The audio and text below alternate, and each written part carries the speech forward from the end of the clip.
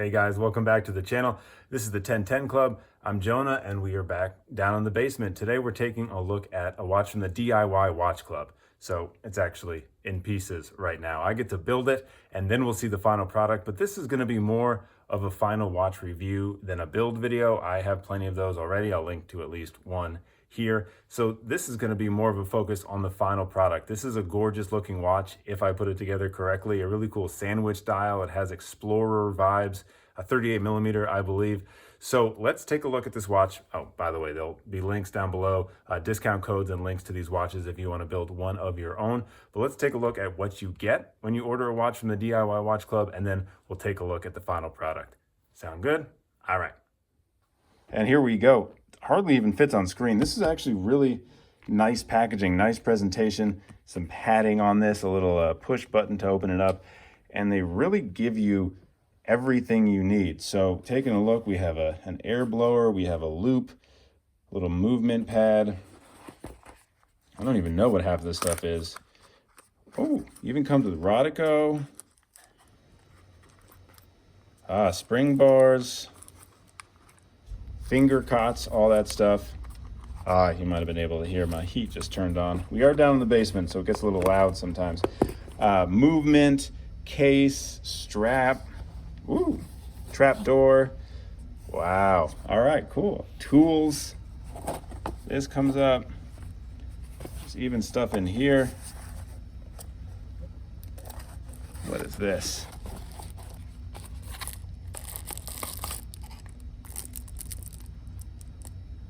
I don't know what this is. Funky stuff. This looks like, oh, this is a stand to put your phone in. Like, so you can watch the instructional video. So they really do give you everything you need. In fact, there's also an option to do a custom rotor. And I believe mine comes with a custom rotor. It says the 1010 Club on it. So thanks to the DIY Watch Club for that. So this is what you get, which is a lot. All the stuff you need to build the watch, as in the materials and also the tools. Also, there's a little like a scan QR code like you get on like restaurant menus, and it takes you to step-by-step directions on how to put this thing together, the watch, I mean, and videos for every little part. So really taking into consideration everything you need. This is a nice feeling NATO. Nice and soft. All right, so this is what you get when you order from DIY Watch Club, this real fancy box. I'm gonna put it together. Maybe the dial, can we see the dial? I'll show it to you. Ooh, I think I found the dial. Yes, I did. Check that out. So the sandwich dial is gonna look real cool. You can see there's 2 layers. It's a legit sandwich. Can you see that? The space in between, sandwiched. So that's the dial. Oh man, this is gonna be good. Okay, so next time we talk, hopefully, I'll have a fully formed watch in my hands and I will report back on how easy or massively difficult it was. All right, I'm gonna do the old snap transition. You ready? And here we are. A lot easier to put together with the snap of the fingers than the hours it took for me to actually build this thing, but that's why we DIY, right? On purpose. Like I said, this is going to be more of a review of this watch in its complete state than showing you how to put it together, because I think that this offering really could have just been a micro brand watch sent to you in the mail. Like, the quality is definitely there. So let's check it out.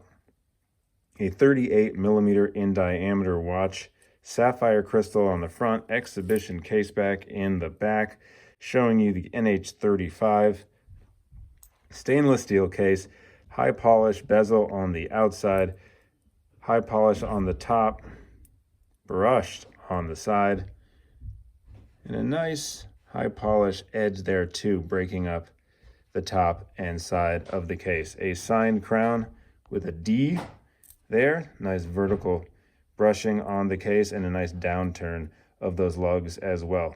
Drilled lug holes too, and a sandwich dial. We talked about this in the opening when we actually saw the dial in my hand. Lots of lume on that too. We'll see that in a second. So one interesting thing too about this watch is the strap it comes on. So it's a NATO strap, obviously.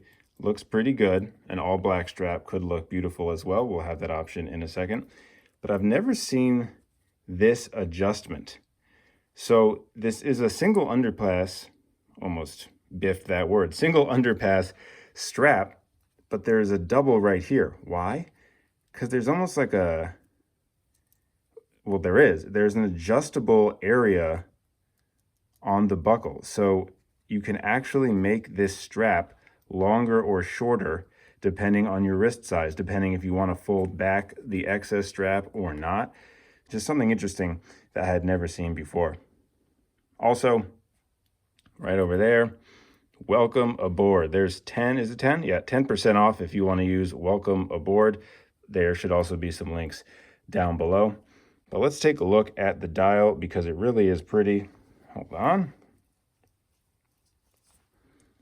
The sandwich dial is really nice, and it gives some extra depth to this watch. Also, just really cool little extra designs, a little extra chevron on that 9, on the 6, 2 lines on that triangle at 12, then circles, you know what I mean, those indices all around. Framed date window, which is very nice as well. And the D, again, for do-it-yourself, I actually like that they have something here below the 12. So usually the brand name would go there. D stands for do-it-yourself. DWC, was that 003? DWC DOC. I believe that is the model number of this watch. And then automatic, water resistant down there. Nice chapter ring there as well that you yourself make sure is aligned. Had a little bit of an issue with that, but I figured it out. And hey, if I can do it, why can't Seiko do it? By the way, if I haven't said, this is sapphire crystal. You can get it either way. I think it's a little bit extra if you want the sapphire, or you can do mineral crystal. And as we saw, there is a display case back on the back. So the only real issue I've found so far with this watch, because this is very well proportioned, very well machined too, everything feels very high quality about this watch, which is great. I believe retail for this one is $330. So, I mean, you're spending the same amount that you would on a watch that you didn't build. And I think the quality is definitely there. The only little negative I have is this crown. It's very thin. I would have rather it come out a little bit more, especially for people of my hand size. It is kind of difficult to get to wind. I would just have preferred a little bit of a bigger crown. Other than that, nothing so far I've found I can kind of knock for quality. Even we saw earlier, the sandwich dial is a true sandwich dial. They're really giving you everything that they say they are. And for the finishing, let's take a look. Hey, where'd it go? There it is. At an hour hand. If we can focus, this is, you can see down there, that hour hand. They know how hard it is to install hands, so they give you extras. So there it is. You know, it's nothing fancy, and my fingerprints are on it, but there's a bevel there in the middle, real lot of lume. We can see how much lume if we turn it around. There's the lume. It basically looks like a sticker almost. So again, not like highly machined like a Grand Seiko, but there's no rough edges that you can see with the naked eye. Really nice high polish on that hand. And when it's kind of all put together, it's a classy looking watch. Now, some quick tips. Number one, you may have seen the old goggles over here. You're going to need some magnification for sure when you do this project. They do give you a loop, like a single eye loop. So like one of those basically. It only seems to be like 2 or 3 times magnification though. Also, it's hard to like squint your eye and keep it on and look. For me, I got these for just a few bucks. I'll put a link down below on Amazon, I believe.